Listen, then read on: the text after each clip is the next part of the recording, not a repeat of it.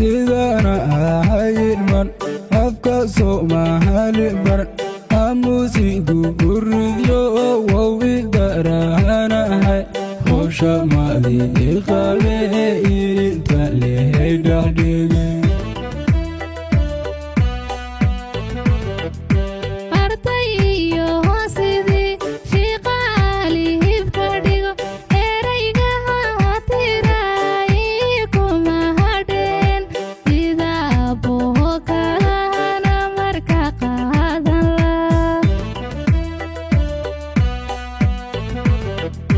sidana ahayman afka Soomaali bar amusigu buryo wawi daranahay hosha madi qabe inta leedahdege